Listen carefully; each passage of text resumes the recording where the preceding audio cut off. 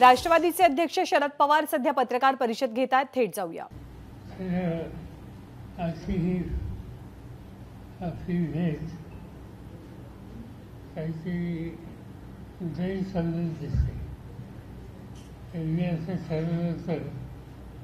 की तुमच्याशी गप्पा मारायच्या वेगवेगळ्या काही तुमच्या मनात कल्पना असतील त्या जाणून घ्यायच्या. पण ऑफिशियल प्रेस कॉन्फरन्सचं स्वरूप याला या ठिकाणी आलेले आहे. तर माझी विनंती ही आहे, तुम्हाला काय विचारायचं ते विचारू शकता, पण मोकळेपणाने ही प्रेस कॉन्फरन्स व्हावी अशी माझी इच्छा आहे. एक दोन गोष्टी सुरुवातीला सांगायच्या की काल सुप्रीम कोर्टाचा जो एक निकाल झाला, विक्टी वादळच्या केसमध्ये, ज्याच्यामध्ये 7 व्यक्तीची हत्या आणि एका भगिनीवर अत्याचार, याची सगळी पार्श्वभूमी ही गोजराची आहे. गोजरामध्ये जे काही घडलं त्याच्यानंतर ज्या रिॲक्शन झालेल्या होत्या त्यापैकी हा इन्सिडेंट होता. उशीर झाला, पण निदान सुप्रीम कोर्टाने जे याच्यात गुन्हेगार सहभागी आहेत त्यांच्या संबंधीची स्वच्छ भूमिका घेतली आणि एक प्रकारचं स्त्री वर्गाला आणि सामान्य माणसाला एक प्रकारचा आधार देण्याच्या संबंधीचं काम सुप्रीम कोर्टाच्या या निकालामध्ये झालं. एकच मला काळजी ही आहे की सुप्रीम कोर्टाच्या निर्णयामध्ये त्याने हा निकाल पूर्वीचा जो काही सरकारने घेतला होता त्याच्या गुन्हेगारांना शिक्षा माफ करण्याची, तो गुजरात सरकारने घेतलेला होता. आणि सुप्रीम कोर्टाने आता सांगितलं की हा निकाल महाराष्ट्र गव्हर्नमेंटने घ्यावा आणि ही केस महाराष्ट्रात ट्रान्सफर केली. आपण अशी अपेक्षा करूया की महाराष्ट्र गव्हर्नमेंट ही सुप्रीम कोर्टाचा सर्व निकाल वाचल्याच्या नंतर त्यांनी जी भूमिका मांडली त्याची गांभीर्यानं नोंद करेल आणि त्या भगिनीला न्याय देण्याच्या बाबतीत कुठलाही राजकीय अभिनेस न आणता महाराष्ट्र गव्हर्नमेंट त्या संबंधीचा निकाल घेईल असं मला वाटतं. किंवा माझी अपेक्षा आहे की महाराष्ट्र सरकारने, महाराष्ट्राच्या मुख्यमंत्र्यांनी, महाराष्ट्राच्या गृहमंत्र्यांनी या केसचं गांभीर्य लक्षामध्ये घेऊन त्याच्यामध्ये झालेल्या अत्याचाराचं स्वरूप लक्षामध्ये घेऊन या ठिकाणी निकाल घेतला पाहिजे. आणि ही या प्रकारे अत्याचार करणारी प्रवृत्ती आहे त्याच्याबद्दलचा निर्णय असा घेतला पाहिजे की समाजामध्ये एक संदेश जाईल की या गोष्टीला समाज, शासन, ज्युडिशरी हे कुणी मान्य करत नाही.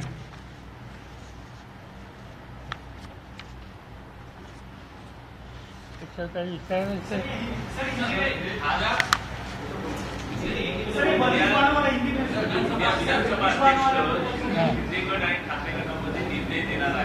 काय अपेक्षा आहे की सांगितलं जातंय की जवळपास निर्णय जो आहे तो शिंदे यांच्या पडद्यात पडण्याची शक्यता आहे का? निवडणूक आयोगानं निर्णय दिले. मी जो पहिला मुद्दा सांगितला त्याच्यावर काही विचारायचं का? लिखित बाजूची जी केस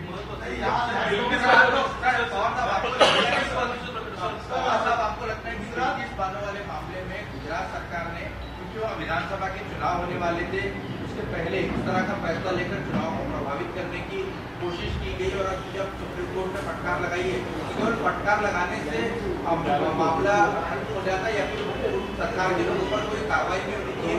इस तरह का गलत उन्होंने बात यह है कि जिसे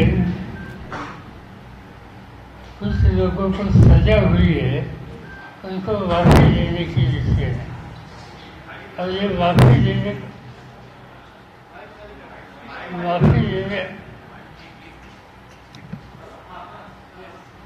देने का डिसीजन गुजरात सरकार का है।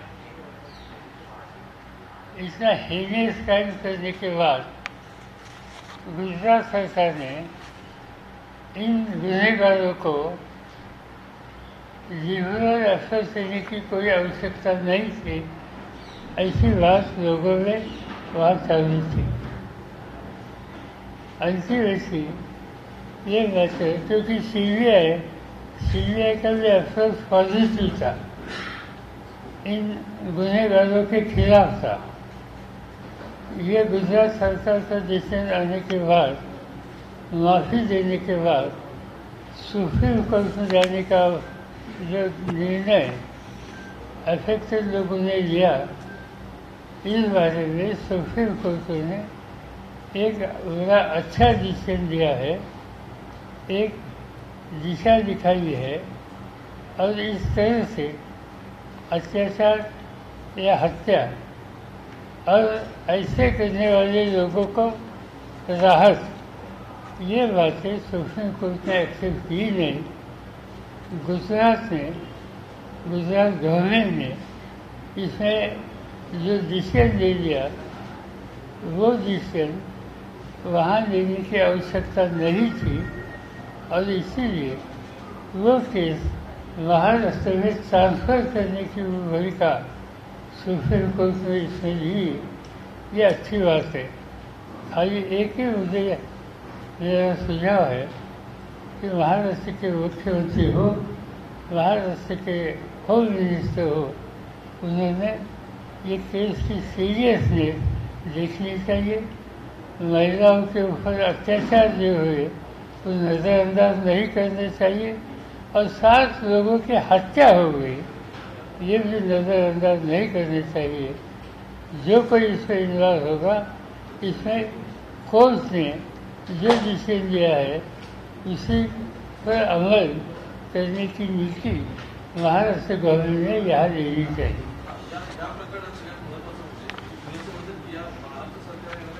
राजकीय हस्तक्षेप न ठेवता गोष्टी केल्या पाहिजे। सध्याची परिस्थिती पाहता आणि सरकारची परिस्थिती पाहता उद्या महाराष्ट्रात हा खटला चालणार असेल तर पॉलिटिकली डॉमिनेट होईल अशी भीती तुम्हाला आहे? माझी अपेक्षा असं होऊ नये। महाराष्ट्रामध्ये साधारणतः गव्हर्नमेंट डिसिजन्समध्ये काही पॉलिटिकल डिसिजन्स होतात, नाही असं नाही, पण या केसची सिरियसनेस बघितला, त्या महिलेने जे सोसलंय उनकी मानसिकता आपने देखी होगी, इनके ऊपर जो अत्याचार हुए और इनके परिवार के 7 सदस्यों की हत्या हो गई, ये सब देखने के बाद इसका सीरियसनेस महाराष्ट्र गवर्नमेंट नज़रअंदाज नहीं करेंगे ऐसे मुझे लगता है। और मेरा उनसे विनती है कि ये केस सीरियसली ले लो और जिन्होंने हीनियस क्राइम किया है इनके बारे में सुप्रीम कोर्ट ने जो बताया वो सामने रखकर कुछ करना है वो करिए। ये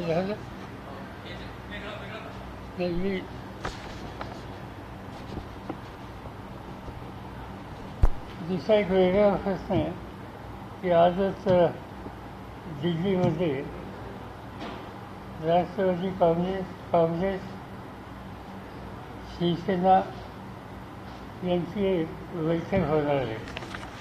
त्या बैठकीमध्ये प्राथमिक बैठक आहे, ती काही फायनल आहे असं नाही, पण या बैठकीमध्ये साधारणतः उद्याच्या महाराष्ट्राच्या ज्या निवडणुका येतील या निवडणुकीमध्ये एकत्रित काम कसं करावं या संबंधीची चर्चा होणार आहे।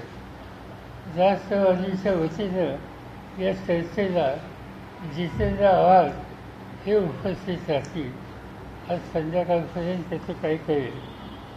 आमची त्यांना मी सल्ला दिला आहे की आम्ही पक्षाच्या वतीनं तिथं अशी भूमिका मांडावी की नॅशनलिस्ट काँग्रेस काँग्रेस उद्धव ठाकरेंच्या नेतृत्वाखालची शिवसेना, प्रकाश आंबेडकर आणि डाव्या पक्षांचे नेते या सगळ्यांना आपल्या चर्चेच्या प्रक्रियेत सहभागी करावं आणि एकत्रित आपण उद्याच्या निवडणुकीला सामोरं जावं. आज त्याची बैठक आहे, याची सुरुवात आहे.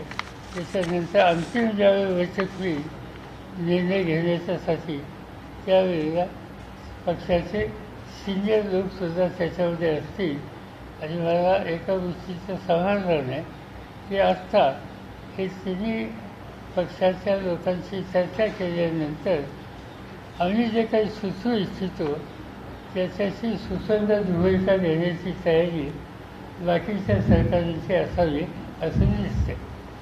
पवार साहब जो मीटिंग चल रही है दिल्ली में, इसमें संजय राउत का कहना है कि वो 23 सीटों पे लड़ेंगे, उसकी कम सीटों पे कोई भी चांसी नहीं है. तो जो सीट का बंटवारा है आप तीनों पार्टियों को लेकर, वो किस तरह से आप सोल्यूशन निकालेंगे?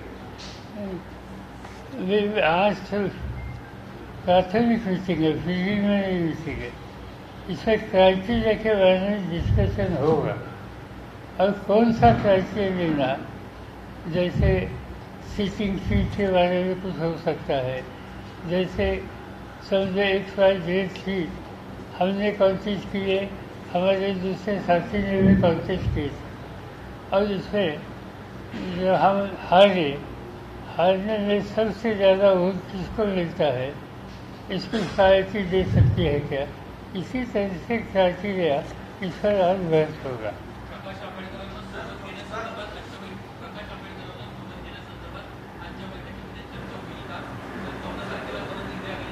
नहीं, प्रकाश आंबेडकर भूमिका जाहीर केली की शिवसेनेला आम्ही मिळून छोटी जागा करणार आहोत. काँग्रेस राष्ट्रवादी संदर्भात शिवसेनेने आपली भूमिका स्पष्ट केली. आता 24 जागांची मागणं ते वंचित करताय. नाही, असं की जागा प्रत्येक पक्ष आपली भूमिका काय, त्याची आपली डिमांड काय या संबंधी बोलत असतात.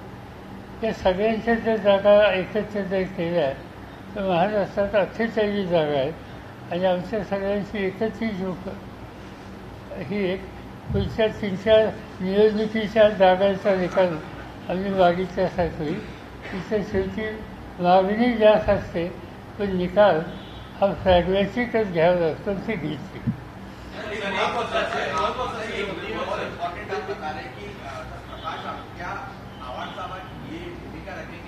प्रकाश आंबेडकर को भी आप लोगों के साथ महाविकास आघाड़ी में चुनाव को लेकर शामिल होना चाहिए. आप क्या भूमिका आज रखना चाहिए? नहीं, हमारी भूमिका क्लियर है कि Prakash Ambedkar end left party इनको हमारे साथ एसोसिएट करना चाहिए. ये डिमांड एनसीपी की तरफ से आज की मीटिंग में हमारे साथी जो गए वो रखेंगे. और अंतिम इंडिया की जो मीटिंग होगी जिसमें मैं रहता हूँ वहाँ ये बात हम देखेंगे और इसके बारे में हम इंसिस्ट करेंगे.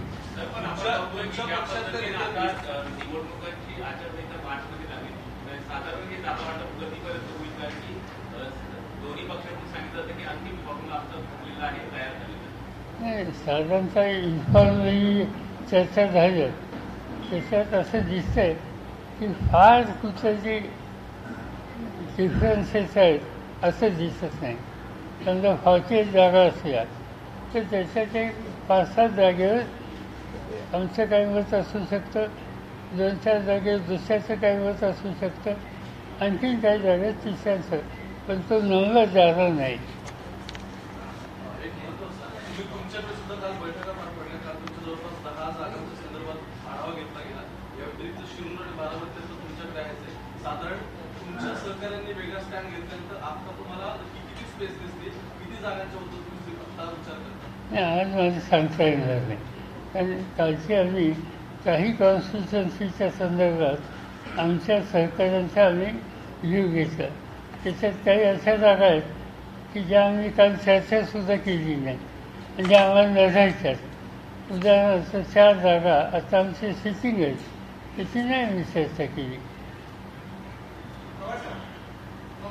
इंडिया राइट्स है उसको लेकर टीएमसी, कांग्रेस, जेडीयू काफी ज्यादा अनबन चल रही है। आपका लोकसभा चुनाव तक ये इंडियन अलायंस एक साथ रहेगा? नीतीश कुमार नाराज चल रहे हैं कांग्रेस से, ममता बनर्जी नाराज चल रही है कांग्रेस से, आम आदमी पार्टी तो कांग्रेस में भी इतना विवाद चल रहा है, तो ये इतना सब कुछ चल रहा है इंडियन अलायंस में, आप कुछ ओवरऑल सिनेरियो को कैसे देखते हैं? साथ ऐसा है कि जब अलायंस पॉलिटिक्स जब करते हैं अब सब अलायंस पॉलिसी में शुरू में एक्सेसिव डिमांड कई पॉलिटिकल पार्टीज रखते हैं, इंसिस्ट करते हैं, कभी पब्लिक स्टेटमेंट भी देते हैं। और जनरल थिंकिंग इंडिया के भारत से ये है कुछ भी हो जाए मिलकर जाइए, कुछ भी हो जाए रास्ता निकालिए, और रास्ता निकालने के लिए जिनका इनसे ज़्यादा वहाँ नहीं है XYZ स्टेट में, उनको वहाँ ध्यान देने के लिए कहिए और रास्ता निकालिए। सर, आपको लगता है कि कांग्रेस ओवररूल कर रही है इंडियन अलायंस को, बॉस बनने की कोशिश कर रही है? ऐसा लगता नहीं। कंपैरेटिवली जी एनडीए के पार्टनर आप देखने के बाद आज पार्लियामेंट में कांग्रेस की सीट ज़्यादा है, कांग्रेस ज़्यादा कॉन्टेस्ट कर सकती है। ऐसी स्थिति में कांग्रेस ने कुछ डिमांड की तो ऐसा इन्फ्लेशन हो सकता है जैसे आपने सवाल पूछा, मगर वो स्थिति नहीं। सर, आता रवींद्र वायकर ठाकरे गटाचे नेते आहेत, त्यांच्यावरती ईडीची रेड पडली आहे. काही दिवसांपूर्वी रोहित पवार यांच्या नातेवाईकांवरती पण ईडीची रेड पडली होती. अशा पद्धतीनं अजूनही ईडीची कारवाई सुरू आहे आणि सातत्यानं केंद्रीय तपास संस्था जे विरोधी पक्षाचे नेते आहेत त्यांच्यावरती साधी गोष्ट आहे की जोपर्यंत सरकार दिल्लीचं बदलत नाही तोपर्यंत हे होणार. आजचं जे काही वायकरांचं वाचायला मिळालं, मला काही डिटेल माहिती नाही, पण त्यांच्यावरचा हल्ला असेल किंवा यापूर्वी रोहित पवारांच्या संदर्भातली गोष्ट असेल, या गोष्टी होत असतात. सत्ताधारी पक्षांनी विशेषतः आज ज्यांच्या हातामध्ये सत्ता आहे ते या बाबतीत त्यांचं लक्ष अधिक असतं. ईव्हीएम बाबतीत पण लोकसभा निवडणुकीच्या पार्श्वभूमीवर काँग्रेस सातत्यानं आक्षेप निर्माण करते की ईव्हीएममुळे काही गोंधळ होऊ शकतो आणि त्यामुळे लोकसभा निवडणूक सुद्धा बॅलेटवर होऊन घ्यावी अशा पद्धतीची डिमांड होती. तुम्ही कसं बघताय? असे की अशा प्रकारची मागणी ही इलेक्शन कमिशनच्या समोर आम्ही केली. आम्हा लोकांच्या वतीनं जयराम रमेश काँग्रेसचे नेते यांनी या संबंधीचा प्रस्ताव इलेक्शन कमिशनकडे पाठवला. त्या प्रस्तावामध्ये ईव्हीएमच्या संबंधीचा आमचा काही अनुभव आणि या संबंधी काही दुरुस्त करण्याची शक्यता आणि हा निर्णय घेण्याच्यासाठी इलेक्शन कमिशनने आम्हा लोकांना वेळ द्यावी, आमच्याशी चर्चा करावी, आमचा व्ह्यू ऐकून घ्यावा आणि त्याच्यात दुरुस्ती करावी अशी मागणी त्या ठिकाणी केली होती. पण इलेक्शन कमिशनने वेळ देणं, चर्चा करणं या दोन्ही गोष्टी मान्य केल्या नाहीत. इलेक्शन कमिशनने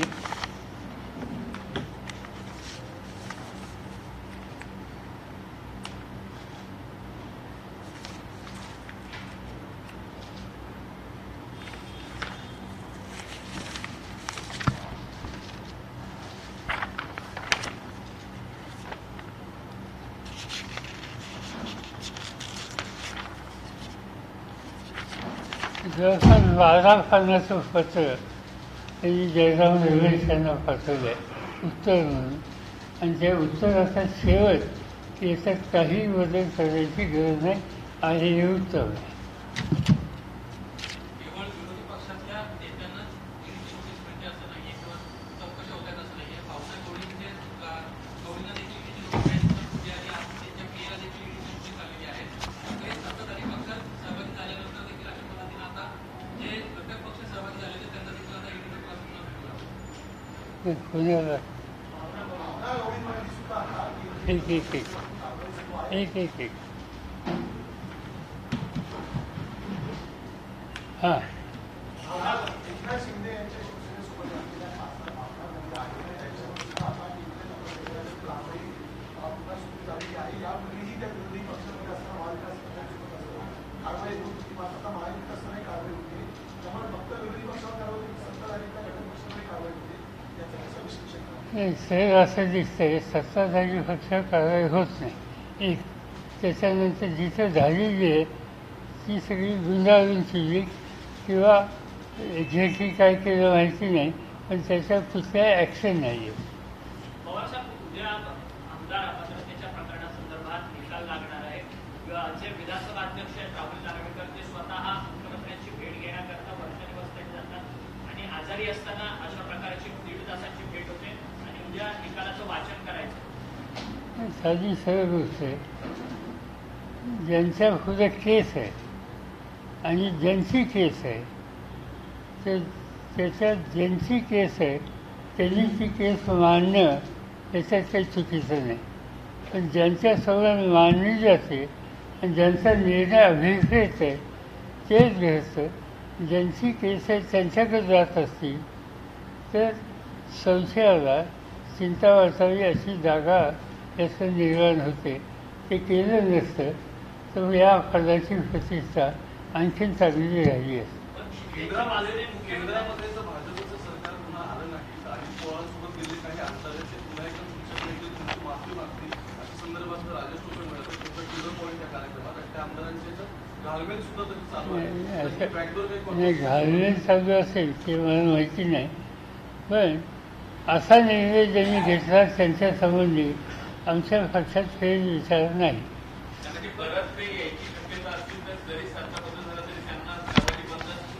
सर्व त्याच्या प्रमुख जे लोक आहेत त्यांच्या संबंधीची आणि हा निर्णय घ्यायला असा निर्णय घ्यायला जे जबाबदार आहेत कारणीभूत आहेत त्यांच्या संबंधीची भूमिका स्वच्छ आहे.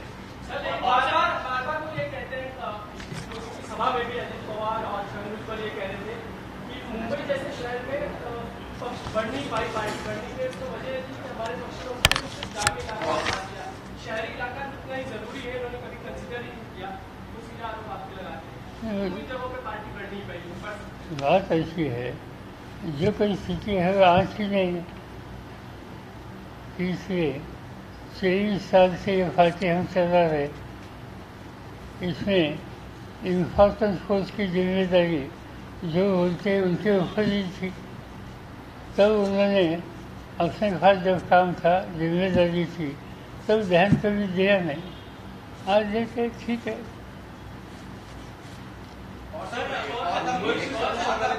तुम्ही बोललात की राहुल नार्वेकर मुख्यमंत्र्यांना भेटायला गेले संपूर्ण संशय निर्माण होतं. खरं तर राजकीय वर्तुळात चर्चा सुरू राहुल नार्वेकर अध्यक्ष विधानसभा अध्यक्ष ते मुख्यमंत्र्यांची भेट घेतात त्यामुळे संशय निर्माण होतो. राजकीय वर्तुळात चर्चा रंगते की शिंदेच्याच बाजूने निकाल लागेल. अर्थात असा तो बेंचमार्क सेट झाला तर उद्या देखील तुमचा देखील निकाल जो आहे तो निवडणूक आयोग आणि विधानसभा अध्यक्षांच्या कोर्टात गेलेला आहे. मग तोच बेंचमार्क पुढे सेट होणार असेल. ठीक आहे. असं आहे तो निर्णय हातात आल्याशिवाय त्याच्यावर कॉमेंट करणं योग्य नाही. Let's weight.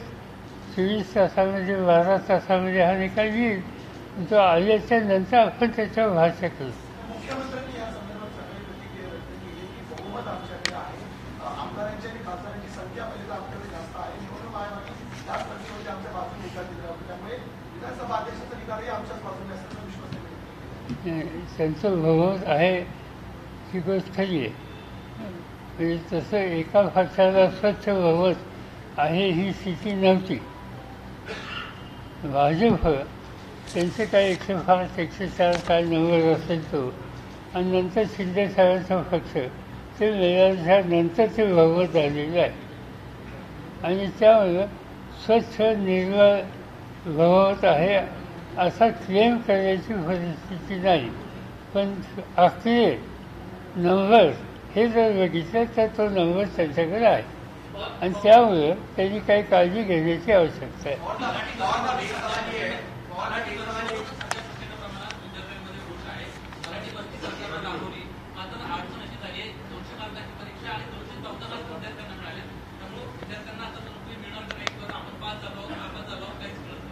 त्याची फारशी माहिती मला नाही. आमची बाकीचे सहकारी होते. आप लोग का चुनाव आयोग में सिंबल को लेकर सुनवाई पूरी कई 6 दिन हो गए, सुनवाई पूरी हो गई है, अब तक फैसला नहीं आ रहा है। क्या जानकारी आप लोगों के पास है, क्यों फैसला? हम राह देख रहे हैं, क्योंकि फाइनल एग्रीमेंट दोनों तरफ से सब खुले हुए, आज 10 दिन हुए। हम चाहते हैं कि वह जल्दी से जल्दी जिसे ना आने की आवश्यकता है। इलेक्शन नज़दीक है, सिंबल का इशू है, पार्टी का नाम का इशू है, इसे डिले करना ठीक नहीं, मगर देखेंगे क्या होता है। सर जानबूझ के डिले हो रहा है, जानबूझ के डिले प्रोसेस हो, जानबूझ के डिले करने की तो क्या? मैं ऐसे एलिगेशन नहीं करूँगा, इनके ऊपर भी ज़्यादा जिम्मेदारी है। कई राज्यों में इलेक्शन कमीशन विजिट करने की कोशिश जो होती है चुनाव से पहले, वो चालू है। कई राज्यों में वहाँ जाते हैं और इससे उनको काम का जो बोझ है वो देखने के बाद डिले हो सकता है, ऐसा इसका हम स्वीकार करते हैं। पवार साहेब सातत्याने अजित पवार यांच्याकडनं तुमच्या वयाचा उल्लेख जो आहे तो वारंवार अनेक सभांमध्ये केला जातो. तुम्ही कधी थांबणार असा प्रश्न जो आहे तो जनतेसमोर अजित पवार उपस्थित करणार, त्यांना तुमच्याकडे काही प्रत्युत्तर आहे का? असं आहे की त्यांनी काय बोलायचं याच्या संबंधी काही मी फारसं बोलू इच्छित नाही. अशा प्रकारे वयाचा हिशोब वगैरे काढलं हे त्यांना योग्य वाटत असेल तर ते करू शकतात. आता माझ्या बाबतीचा विचार करायचा झाला तर मी पार्लमेंटरी पॉलिटिक्समध्ये 1967 साली आलो. 1967 till today, not even one day less, continuously कधी विधिमंडळ असेल, राज्याचं किंवा देशाची संसद असेल, त्या ठिकाणी मी काम करतो. आणि या सगळ्या काळामध्ये कधीही माझ्या सक्षमतेबद्दल, काम करण्याच्या पद्धतीबद्दल कधी विरोधकांनी सुद्धा हा विषय त्यांनी काढले नाही. आणि प्रश्न वयाचा आणि कार्यक्षमतेचा असेल तर अनेक लोकांच्याबद्दल मला सांगता येईल. साधी गोष्ट, Morarjibhai Desai at the age of 83 he was a prime minister. त्याचा माणूस होते, काम करत होते, त्यांच्यामध्ये लोकांचं बहुमत होतं. आणि त्यामुळं अशा गोष्टी काढण्याची आवश्यकता असं मला स्वतःला वाटत नाही. परंतु अजित पवार सातत्याने एक उल्लेख करतात की सातत्यानं तुमच्या वयाचा उल्लेख पवार अजितांना करतात. का करण्यात कारण तुम्हाला जी सहानुभूती मिळते ती कमी करण्यासाठी अशा पद्धतीने तुमचं वय काढलं जात नाही. मी काही त्याच्या खोलात जात नाही. लेकिन अजित पवार ये लगातार सभाओं में से अजित पवार ये कहते हो कि 1984 की हो गई, अब तो आप रुक जाइए, हम पे विश्वास दिखाइए, हम काम करने के लिए तैयार है, आप मार्गदर्शन कीजिए. बार बार आपको मार्गदर्शन करने की बात कहते हैं, इससे हम अलग हो गए, इससे हमने ये निर्णय लिया. तो क्या आप चूंकि इंडिया अलायंस में एक आप प्रमुख घटक पक्ष है, इससे आपको रोकने की चिंता की कवायद है, और दूसरा आपकी घटना ही मेरे सब मेरे साथियों को ये मालूम है कि मेरी राज्यसभा की टेन्योर 2.5 साल के बाद खत्म होने गई. मैंने पब्लिक स्टेटमेंट किया है कि इसके बाद मैं कॉन्टेस्ट नहीं करूँगा. मैं कॉन्टेस्ट नहीं करूँगा, ये जो मैंने पब्लिक बयान दे दिया है, इससे कुछ न कुछ डायरेक्शन साफ होती है. और बात ऐसी है कि एक बार अनाउंस करने के बाद फिर वो इशू रेज करने की कोई आवश्यकता है ऐसे मुझे लगता नहीं. इशू आज का 2 साल मेरे है तो क्या आधा छूट. लोगों ने मुझे, मेरे पार्टी के साथियों ने मुझे पार्लियामेंट में भेजा है. पार्लियामेंट की चीज़ें मेरी ख़त्म हुई नहीं तो मैं कैसे इस्तीफा दे सकता हूँ, कैसे वीज़ा हो सकता हूँ. मुझे जब मैंने कहा कि ये टेन्योर के बाद मैं कंटिन्यू करने वाला नहीं हूँ, तब तक मेरा फ़र्ज़ है कि वो टेन्योर जब तक लोगों ने मुझे भेजा है तब तक पूरी करना, उनकी सेवा करना, उनके लिए पार्टी के साथियों को जो कोई सहायता कर सकते हैं वो करना, ये मेरा काम है और मैं कर रहा हूँ.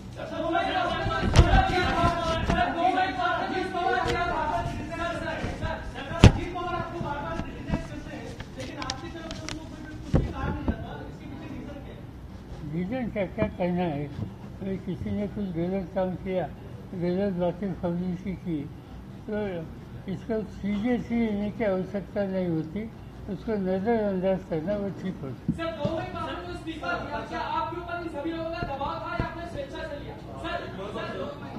नार्वेकर जे जनसभाध्यक्ष यांना आता त्यांची शिवसेनेच्या संदर्भात अपात्रतेच्या सुनावणीचा निकाल उद्या लागतोय, पण जानेवारी 1 पर्यंत तुमच्या सध्या म्हणजे राष्ट्रवादीच्या संदर्भातला स्पीड सुद्धा आणि त्यातल्या अपात्रतेच्या गोष्टी पूर्ण कराव्यात या संदर्भात त्यांना सुप्रीम कोर्टाने काही गाईडलाईन दिले. आताची राजकीय परिस्थितीचा या अपात्रतेच्या निर्णयावरती प्रभाव पडेल असं मला वाटतं. नार्वेकरच्या बाबतीत नार्वेकरचा आता आपल्या पार्टीच्या बाबतीत 30 तारखेपर्यंत आहे ना निकाल, 30 जानेवारीपर्यंत द्यायचा आहे त्यांना. राष्ट्रवादीची जी सुनावणी होणार आहे अपात्रतेची, त्याचा परिणाम सुनावणीवरती होईल असं मला वाटतं. लोक आता काय निर्णय येतो तो येऊन द्या, त्याच्या आधी कशाने कॉमेंट करतो.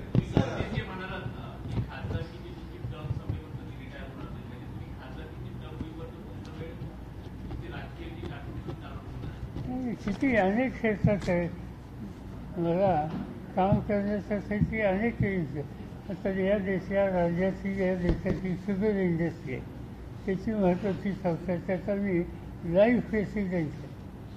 आणखी काही संस्था अशा आहेत की त्याच्यामध्ये माझी निवड लोकांनी आज नाही 20 वर्षापूर्वी लाईफ टाईम ट्रेनिंग केलेली आहे. एज्युकेशन इन्स्टिट्यूशन्स आहेत, या सगळ्यामध्ये काम करता येतं तुम्हाला. त्याच्यामध्ये काही पार्लमेंटच्या आणि विधिमंडळाच्या सत्तेच्या जागेवर जाण्याची गरज पडत नाही.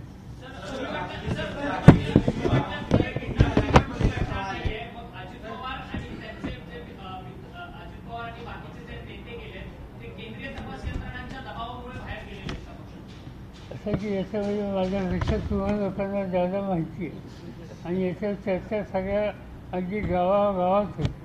म्हणजे अगदी एका खेड्यामध्ये मी गेलो होतो आणि तिथं जाताना 4 लोक रस्त्याने जात होते, तर त्यांच्याशी मी सहज गमतीने चौकशी करता, पीक पाणी कसं आहे वगैरे वगैरे. तर ते सांगत होते किंवा हे असं आहे, पण आम्हाला या गोष्टी वेळ मिळत नाही, त्याच्यामध्ये जादा किमतीने घेतले जातात. टाईमली करा पण त्याने इझी लावा. आता हे याचा अर्थ इझी लावा हा शब्द कोणत्यापर्यंत लोकांच्याकडे पोचलेला आहे, त्यामुळे त्याचं काय सांगा.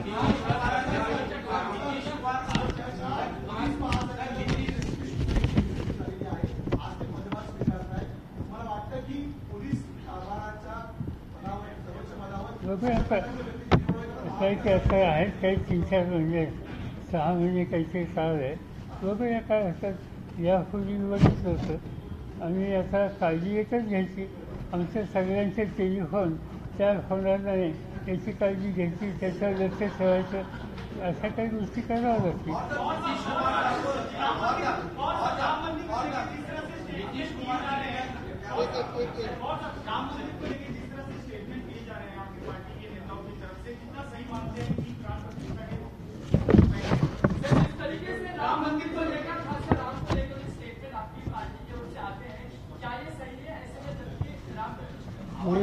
कोई पार्टी की तरफ से राम के खिलाफ स्टेटमेंट आया नहीं. राम श्रद्धा का विषय है. इस देश की जनता के हृदय में राम का स्थान है और वो इज्जत हमेशा हम रखेंगे, रखते हैं. इसे कोई कहने की ज़रूरत नहीं है. इसमें जितेंद्र आवाज ने एक ही इशू कहा और आप वाल्मीकि रामायण पढ़ेंगे और कुछ पढ़ेंगे तो इसमें उन्होंने जो कहा वो आप पढ़ सकते हैं.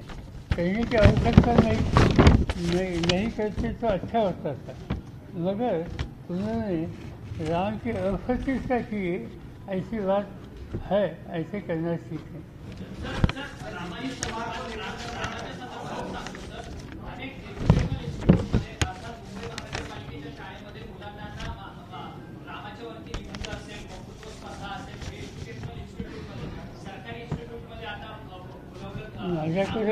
माझ्याकडे काही शिक्षकांनी आजच तक्रार केली की मोबाईलचे पालकपंथी याच्यात अधिक लक्ष घालतायत आणि तुम्ही म्हणताय तसा प्रकारचा कार्यक्रम शाळेमध्ये सुरू करण्याच्यासाठी पूर्ण सक्ती लावतायत. हे योग्य नाही. हा देश सेक्युलर आहे, सगळ्या धर्माच्या संबंधीची आस्था आहे.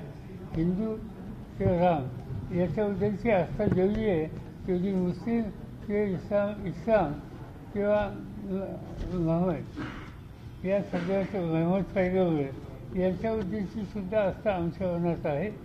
ख्रिश्चन धर्माच्याबद्दल आहे, येशूबद्दल सुद्धा आहे. आणि त्यामुळं या प्रकारच्या भूमिका नव्या पिढीच्या मुलांच्या मनावर लिंबवण्याचं काम करणं हे सेक्युलर राज्यामध्ये योग्य नाही.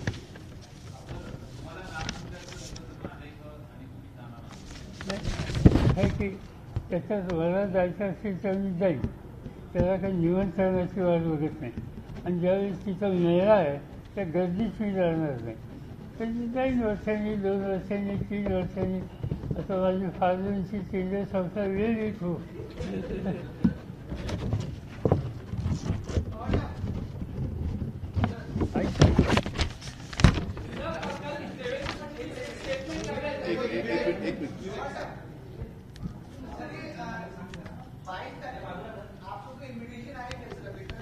ये बताए मैंने अभी, ये बात ऐसी है कि अभी तक तो मुझे इन्विटेशन आया नहीं. मैंने अखबार में पढ़ा कि मुझे इन्विटेशन भेजने वाले हैं. जहाँ तक मेरी बात है वहाँ भीड़ बहुत होगी और ऐसी स्थिति में मैं जाना पसंद नहीं करूँगा. जब ये इलेक्शन वगैरह पूरे हो जाएंगे इसके बाद आज जो गवर्नमेंट में हैं उनको वहाँ लोग ज़्यादा से ज़्यादा लोग भेजने का उनका प्रोग्राम है. वो ख़त्म होने के बाद हम शांति से जा सकते हैं. 2 साल के बाद, 3 साल के बाद कभी जा सकते हैं. इसमें क्या है?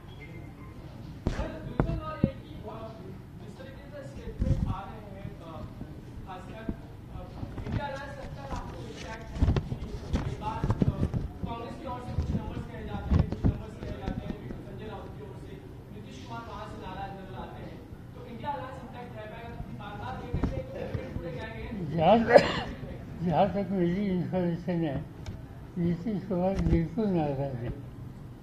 नीतीश कुमार उनको उनका एक अफसोस होता है. उनको जो ठीक लगता है वो बात स्ट्रेट कहते हैं. इससे कभी कभी खास तौर पर मीडिया में मिसअंडरस्टैंडिंग होता है. मगर नीतीश जी की लाइन क्लियर है कि इंडिया अलायंस के सब लोग इकट्ठा रहना चाहिए, मिलकर लोगों के सामने चाहिए एंड वायबल अल्टरनेटिव देश को आज देने की आवश्यकता है. इसमें योगदान देना चाहिए. इंडिया अलायंस की जो बैठक हो रही है, आप के सबसे वरिष्ठ नेता हो, आपके तरफ से, आपके एक्सपीरियंस से आपको क्या लगता है कि 2024 के लोकसभा इलेक्शन में एनसीपी को कितने सीट्स जो है उसके लिए इंडिया अलायंस में मांग करनी चाहिए आपके हिसाब? अभी हमारा डिस्कशन चालू है. हमें आज कहना इसमें ठीक नहीं, इसको टाइम है. और जब हम तय करेंगे तो लिस्ट आपको रिलीज करने का काम तो हमें करना पड़ेगा. सर, बीजेपी का से बार-बार ये कहा जा रहा है कि फुले शाहू अम्बेडकर के नाम पवार साहब लेते हैं. मोदी ने प्रधानमंत्री मोदी ने किया है कि उन्हीं के विचारों को खासकर योजनाओं के रूप में उतारा है. ये खासकर देवेंद्र फडणवीस आपके बारे में उन्होंने क्या किया है? फुले शाहू अम्बेडकर के बारे में क्या किया? कहाँ किया है? आज की जो जिन लोगों की हुकूमत है उनको फुले शाहू अम्बेडकर इनकी आइडियोलॉजी, उन्होंने ज़िंदगी में जो काम किया इसके बारे में कोई इंटरेस्ट नहीं. अभी बड़ी कंट्रोवर्सी हो रही है जिसमें पीएम मोदी लक्षद्वीप जाते हैं, वहाँ पर ठहरते हैं और बाकी स्टेट मिनिस्टर्स हैं वो इसका विरोध करते हैं और अपने इंडियन कल्चर पे और साफ सफाई का सवाल खड़े होते हैं. इस कंट्रोवर्सी को आप किस तरह देखते हैं?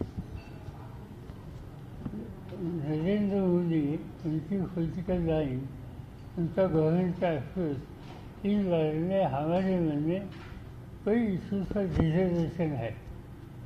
मगर देश का प्रधानमंत्री जब बाहर जाता है और देश के प्रधानमंत्री के बारे में अन्य देश के गवर्नमेंट में रहने वाले लोग कोई इस तरह से बयान देते हैं कि जिससे प्रधानमंत्री इसकी पोजीशन इसके ऊपर हमला होता, इसकी बेइज्जत होती है, ये हम एक्सेप्ट नहीं करते। ये हमारा प्रधानमंत्री है, देश के बाहर हम इस प्रधानमंत्री की इज्जत रखेंगे।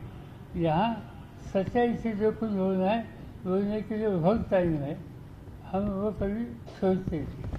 सर एक प्रश्न फक्त माझा, आरक्षणावरून अराजकता माजवण्याचा सगळा राष्ट्रीय घाट आहे का? कारण काय तर मराठा रिझर्वेशनवरून सगळं चाललेला प्रश्न पुन्हा एससी मध्ये पण अबकळत करण्यासाठी वेगवेगळ्या कमिट्या नेमल्या जात आहेत, ओबीसी मध्ये तशीच परिस्थिती आहे, तर आरक्षणावरून सगळी अराजकता माजवण्याचा प्रयत्न आहे का, असं वाटतंय का तुम्हाला? प्रश्न केला माहीत नाही, पण आरक्षणाच्या प्रश्नावरून सामाजिक ऐक्याला धक्का बसू नये, सामाजिक ऐक्य हे राहावं, त्याच्यातून समाजाने गैरसमज किंवा एखाद्या वर्गाच्या संबंधीचे आकर्ष ही भूमिका वाढवणे हा आमचा अभिप्राय आहे.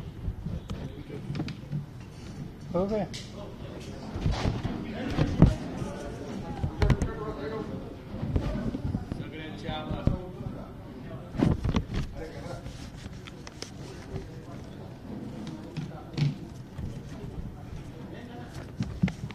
Okay.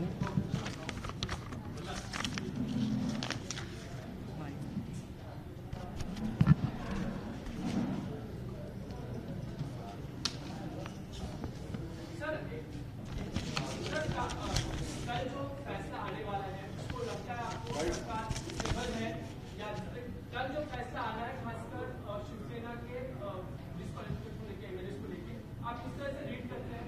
फैसला क्या हो सकता है? ये कैसे कहेंगे, क्या उन्होंने अभी ये कैसे कहेंगे, क्योंकि हमें मालूम नहीं, और कल आने वाला है, आने से पहले इस पर भाष्य करना, रिएक्शन देना ठीक नहीं।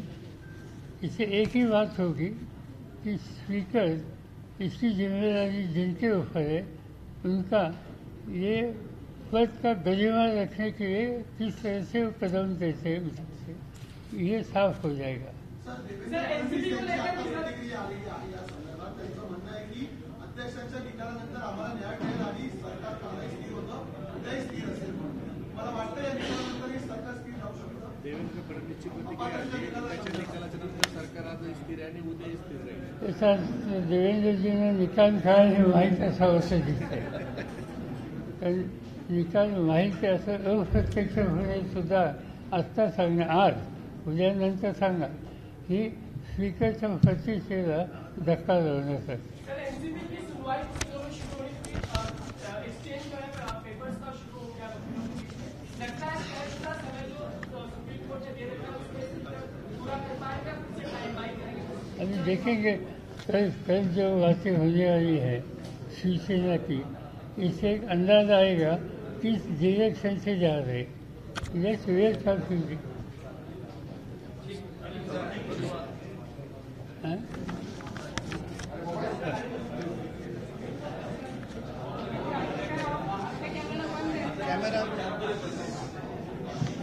कॅमेरा निलेश काढायला लागेल.